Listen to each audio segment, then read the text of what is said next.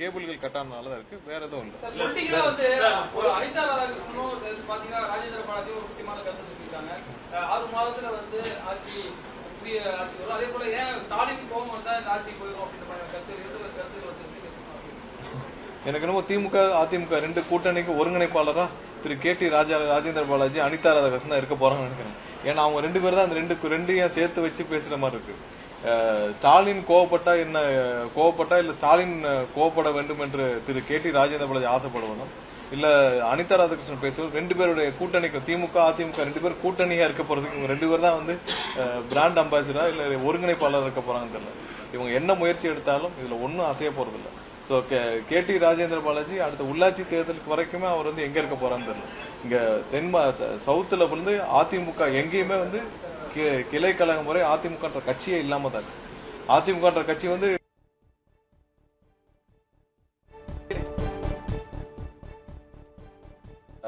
தென் மாநிலங்கள் எங்கேயுமே தென் மாவட்டங்கள்ல எங்கேயுமே இல்லை. அந்த சூழ்நிலை தான் இருக்கு. வேற எங்கேயுமே உங்களுக்கு கட்சியில என்ன செய்யறோம் தெரியாம ஒவ்வொரு முன்னாள் அமைச்சர்களும் ஒவ்வொரு மேடையை போட்டு ஒரு 10 பேரை வச்சுக்கிட்டு என்ன பேசணும்னு தெரியாம ஒவ்வொருத்தரும் பேசிட்டு இருக்காங்க. அவங்க பேசுறது அவங்களுக்கே புரிஞ்சு பேசுறாங்க தெரியல. ஒவ்வொருத்தரும் நேற்று பாத்தீங்கன்னா எல்லா முன்னாள் அமைச்சர்களும் சேர்ந்து ஆளுக்கு ஒண்ணு பேசிட்டு இருக்காங்க. அவங்க தெரிஞ்சுதான் பேசுறாங்க தெரியாம பேசுறாங்க. அவங்க எல்லாம் ஒருத்தர் சொல்றாரு மோடியை கூட்டிட்டு வந்து இல்ல பாரதிய ஜனதா கட்சி பாத்துக்கோங்க சொல்றாரு. அவங்க பாரதிய ஜனதா கட்சி பாத்துக்கன்னு சொல்றதுக்கு அதிமுக ஒரு கட்சி இருக்கு. அவங்க வந்து எடப்பாடின்ற ஒருத்தர் வந்து கட்சியில இருக்காரானே அவங்களுக்கு ஞாபகம் இல்லை. அந்த கட்சிக்கு ஒரு பொதுச்செயலாளர் இருக்கான்றது அந்த கட்சியில யாருக்கும் நம்பிக்கை இல்லை. அதனால ஆளாளுக்கு ஒரு சைட்ல வச்சு ஒருத்தர் ஸ்டாலின் வரணும்னு நினைக்கிறாரு, இன்னொருத்தர் பாரதிய ஜனதா கட்சி பாத்துக்குன்னு சொல்றாரு. அப்ப அதிமுக கட்சியில இருக்காரா இல்ல அந்த கட்சிக்கு ஒரு பொதுச்செயலாளர் இருக்கான்றது அவங்க கட்சியில் இருக்கவங்களுக்கே தெரியாம தான் இருக்கு.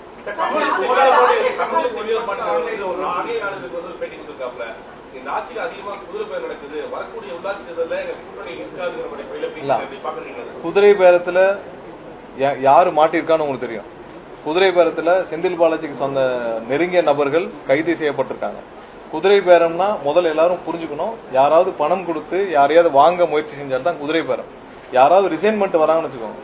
ஒரு சில பேர் அந்த கட்சியில ஸ்டாலினையும் எடப்பாடியும் ஏத்துக்க முடியாம, ஸ்டாலின் தலைமையும் எடப்பாடி தலைமையும் ஏத்துக்க முடியாம, ரெண்டு பேரும் சேர்ந்து கூட்டணி அமைக்கணும் முயற்சி செஞ்சதை ஏத்துக்க முடியாமல் ரிசைன் பண்ணிட்டு வெளியே வராங்கன்னா அது பேர் குதிரை பேரம் கிடையாது. அவங்களோட தனிப்பட்ட முடிவு.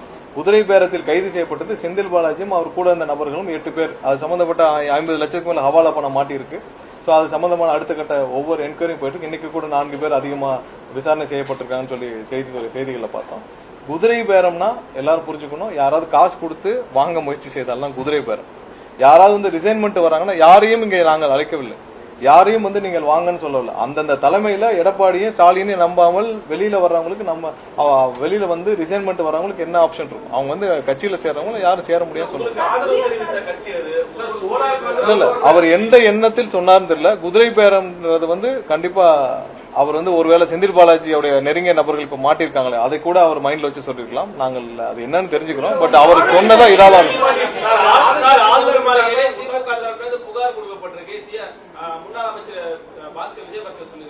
இல்ல. திமுக தரப்புல வேற என்ன செய்ய முடியும்?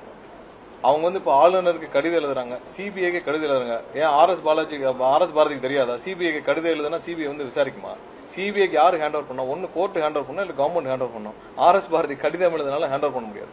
அது எப்படி ஹேண்ட் ஓவர் பண்ணது தெரிஞ்சுட்டு தான் சும்மா டைம் பாஸ்க்கு எழுதிட்டு இருக்காரு RS பாரதி. என்ன அறிவாலயத்துல உட்காந்து சும்மா இருக்கிறாருல, ஏதாவது என்ன செஞ்சீங்கன்னு 4 பேர் கேட்டீங்கன்னா கடிதம் எழுதுன்னு சொல்லணும்ல. சோ அது மாதிரி 4 பேர் இருக்கவங்களுக்கு போய் நம்ம தினமும் பெருசா ரெஸ்பாண்ட் பண்ண வேண்டாம். சிபிஐக்கு கடிதம் எழுதுறாரு RS பாரதிக்கு தெரியுமில்ல சிபிஐ எப்படி டேக் ஓவர் பண்ணுவாங்க. சிபிஐ இங்க வந்து டேக் ஓவர் பண்ணக்கூடாது, அவங்க தானே சட்டம் கொண்டு வந்தாங்க, அவங்க தானே பாஸ் பண்ணாங்க. RS பாரதிக்கு தெரியாதா சிபிஐ எப்படி டேக் ஓவர் பண்ணுவாங்க, இல்ல யாரு ஹேண்ட் ஓவர் பண்ணும் சிபிஐக்குன்னு சொல்லிட்டு? அப்புறம் சிபிஐ கடிதம் எழுதுறாரு, அந்த கடிதம் என்ன ஆகும்னு சிபிஐக்கு தெரியாதா? அதனால இது மாதிரி ஒரு 4 பேர் இருக்காங்க அறிவாலயத்துல. சோ சும்மா இருக்கறனால ஏதாவது எழுதுவாங்க, அதை நம்ம பெருசா எடுத்துக்கவே இல்ல. கவர்னர் என்ன செஞ்சிருவாரு? கவர்னர் போய் கொடுக்குறாங்க. கவர்னருக்கு எல்லாமே தெரியும்ல. இதே இதுல செந்தில் பாலாஜியும் அவர் சம்பந்தப்பட்ட ஆட்களும் பர்ச்சேஸ் பண்ண 8 பேர் அரெஸ்ட் பண்ணாங்களே, அது தெரியாதா இருக்கும்? சோ கண்டிப்பா இங்க வந்து என்ன நடக்குதுன்னு எல்லாருக்கும் தெரியும், மக்களுக்கு தெரியும், எல்லாருக்கும் தெரியும். யாரு பர்ச்சேஸ் பண்ண முயற்சி செஞ்சாங்க தெரியும், யாரு இங்க வந்து விலைக்கு வாங்க எங்களுடைய எம்எல்ஏக்கள் விலைக்கு வாங்க முயற்சி செஞ்சாங்க தெரியும். இப்போ வரைக்கும் சொல்றோம் அந்த முயற்சியில தான் இருக்காங்க. ஸ்டாலின் சம்பந்தப்பட்ட முன்னாள் முதல்வர் ஸ்டாலின் சம்பந்தப்பட்ட நபர்களும் எடப்பாடி சம்பந்தப்பட்ட நபர்களும் இந்த முயற்சியிலே தான் இருக்காங்க. அதனால இவங்க சும்மா அதை டைவர்ட் பண்றதுக்கு ஏதோ பண்றாங்க, அதுக்கு நம்ம பெருசா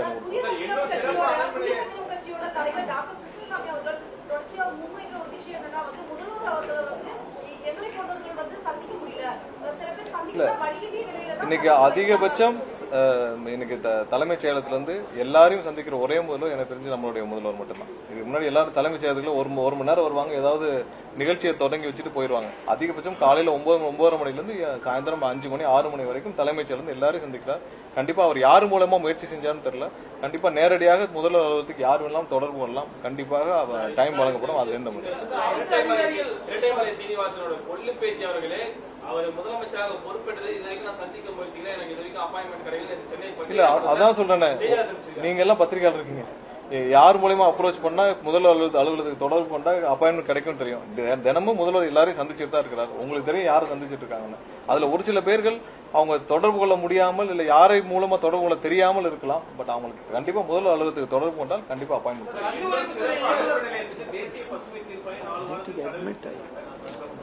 அட்மிட் ஆகி வெட்னஸ்டே இந்த கேஸ். ஆமா சார், இன்னும் ஒரு 2 வாரத்துல நம்ம அந்த சோலார் ஆன்லைன் அப்ளிகேஷன்ஸ்க்குள்ள நம்ம ஒரு சொல்யூஷன் நம்ம அனௌன்ஸ் பண்ணுவோம். ஏன்னா அதுல பாலிசி டிஃபைன் பண்ணாம இருக்கும், நம்ம பேட்டரி ஸ்டோருக்கு பாலிசி டிஃபைன் பண்ணாம இருக்கும். மற்றபடி எக்ஸிஸ்டிங் சோலார் அப்ளிகேஷன்ஸ் எல்லாம் நம்ம கொடுக்க ஆரம்பிச்சிட்டோம். ஏன்னா எங்கெங்கெல்லாம் லோட் ஃப்ளோ ஸ்டடி பண்ணிருக்காங்க அங்கெல்லாம் லோட் அவைலபிளா இருக்கா இல்ல எல்லாம் இருக்கா. ஏன்னா முன்னாடி நிறைய அப்ளிகேஷன்ஸ் கொடுத்து வச்சிருந்தாங்க, அதெல்லாம் லோட் ஃப்ளோ ஸ்டடி கிளியரா பண்ணி எங்கெங்கெல்லாம் அவைலபிள் இருக்கோ அதுக்கு தக்கன கொடுக்க ஆரம்பிச்சிட்டாங்க. விரைவில் எல்லாமே கொடுத்து முடிக்கப்படும்.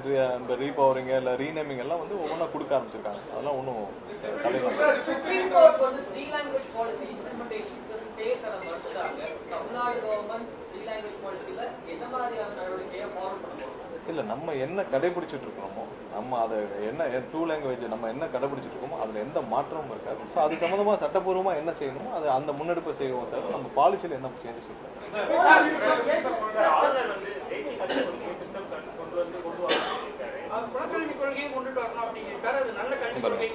யாரு என்ன சொல்லலாம், நம்மளுடைய பாலிசியில மாற்றம் இருக்கு. அவங்களுடைய விருப்பத்தை சொல்லலாம், ஆளுநர் சொல்லலாம், ஒன்றிய அரசு சொல்லலாம், எல்லாரும் அவங்களுடைய விருப்பத்தை சொல்லலாம். பட் நம்மளுடைய பாலிசியில முதல்வருடைய பாலிசியில எந்த சேஞ்சஸும் இருக்காது.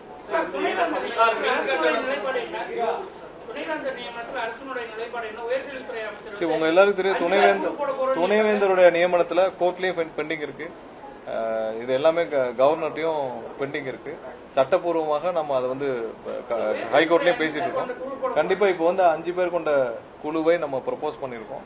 இதுல ஏதாவது முடிவுகள் வந்தால் உடனடியாக நியமிக்கப்படும். நம்ம இதுக்கெல்லாம் ஒரு பீஸ்ஃபுல்லா ஒரு சொல்யூஷன் வரணும்னு தான் நம்ம எல்லாம் முயற்சி செஞ்சுட்டு இருக்கோம். ஏன்னா வர ஜனவரி மாசத்துல எல்லா யூனிவர்சிட்டிலையும் துணைவேந்தர் இல்லாத ஒரு நிலைமை ஏற்படும். இதுக்கு கண்டிப்பா ஒரு சுமூகமான ஒரு தீர்வை எட்டக்கூடிய வகையில் ஒரு 5 நபர் உள்ள ஒரு செலக்ட் கமிட்டியை கொண்டு வரதுக்கான முயற்சிகள் எடுத்துருக்கோம். இல்ல அது முதல்வர் அலுவலகம் சம்பந்தப்பட்ட விஷயம் வேற.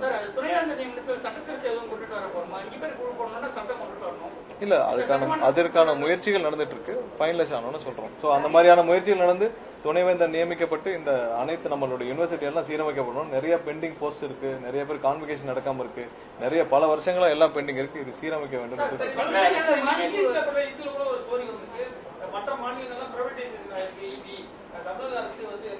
இங்க டிஸ்ட்ரிபியூஷன்ஸ்ல பிரைவேடைசேஷன் பண்றதுக்கான வாய்ப்புகளே கிடையாது. அதை செய்யவே மாட்டோம். நன்றி.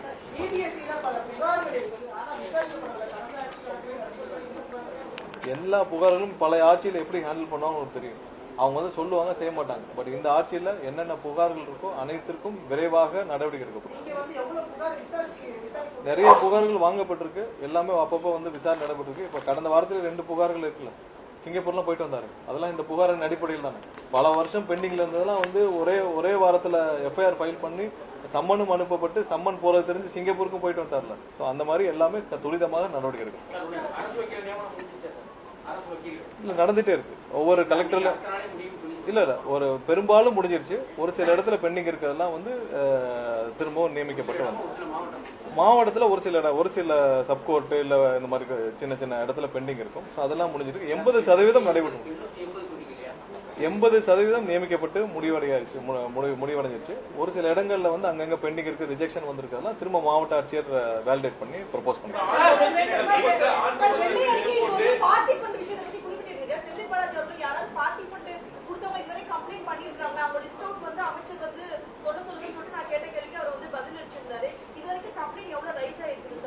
இல்ல என்கிட்ட ஒரு கம்ப்ளைண்ட் வந்துச்சு. பார்ட்டி ஃபண்டு சோலாருக்கு பார்ட்டி ஃபண்ட் வாங்கினதா என்கிட்ட ஒரு கம்ப்ளைண்ட் வந்துச்சு. ஒரு மெகாவாட்டுக்கு 25 லட்ச ரூபா கேட்டாங்கன்னு சொல்லி என்கிட்ட கம்ப்ளைண்ட் வந்துச்சு. அந்த கம்ப்ளைண்ட் நானே வந்து கமிஷனருக்கு ஃபார்வர்ட் பண்ணி விட்டுருக்கேன். ஸோ பார்ட்டி ஃபண்ட் எங்க வாங்கினாங்கன்னு மக்களுக்கு நல்லா தெரியும். எந்தெந்த டிபார்ட்மெண்ட்ல வாங்கினாங்க, எதுல வாங்கினாங்க இல்ல ஃபார்வர்ட் பண்ணிருக்கோம். அதை அவங்க விசாரிச்சுட்டு இருக்காங்க. விசாரணையில எந்தெந்த வகையில் என்னென்ன ஆதாரங்கள் இருக்கோ உடனடியாக நடவடிக்கை எடுக்கப்படும். ஸோ எங்கெங்கெல்லாம் வந்து ஆதாரங்கள் இருக்குதோ உடனடியாக வழக்கு பதிவு செய்யப்படும். அதுக்கான நடவடிக்கை இருக்கும். ஏன்னா ஃபார்வர்ட் பண்ண பிறகு காவல்துறை என்ன செய்யறாங்கன்னு நம்ம தலையிட முடியாது. ஸோ கண்டிப்பா அதுல விசாரணை துரிதப்படுத்துற வேலையில காவல்துறை முழுமையா ஈடுபட்டு வராங்க. ரொம்ப நாளா லாங் பில்டிங் இஷ்யூ பார்த்து டிஃபெக்டிவ் மீட்டர்ஸ் அது பத்தி நம்ம என்ன பண்ண போறோம், அடுத்த நடவடிக்கை என்ன, இந்த ப்ரொக்யூர்மெண்ட்ஸ் கண்டிப்பா ரெகுலரா நடந்துட்டே இருக்கு. மீட்டர் ப்ரொக்யூர்மெண்ட் நடந்துட்டே தான் இருக்கு. ஸோ டிலே இன்ஸ்டலேஷன்ல டிலே இருக்கு. ஏன்னா அதுல நமக்கு இங்க பற்றாக்குறை இருக்கு, எம்ப்ளாயிஸ் பற்றாக்குறை இருக்கு. ஸோ இது ரெக்டிஃபை பண்ணப்பட்டு சீக்கிரம் அதை செய்யணும். இல்ல ஒரு வாரத்துல அப்ரூவல் கிடைச்சிடும். பண்ணிடலாம். நன்றி.